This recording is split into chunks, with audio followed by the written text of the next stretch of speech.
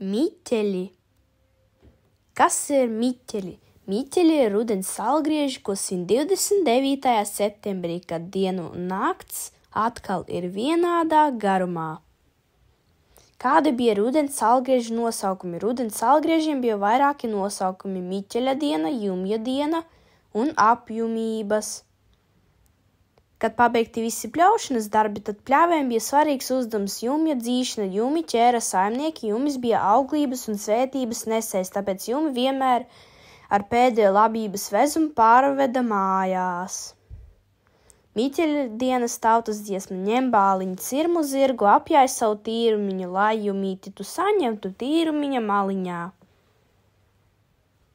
Līdz miķeļiem vajadzēja novākt izaudzēto ražu, tad sāka svinēt apjumības. Pirmās dienas svinības beidzās pie ugunskura, tur deja un mīlēs ar gaļu. Otrās dienas svinības saimniece cepa īpašu jumja maizes klaipu, miesta laikā slavē miķeli un jumi, tiem par godu dziedāja dziesmas.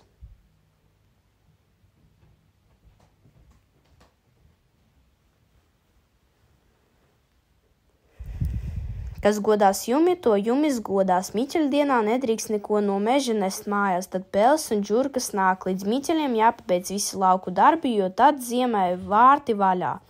Miķeļa dienā taisa arī mandalas no dabas materiāliem. Atā!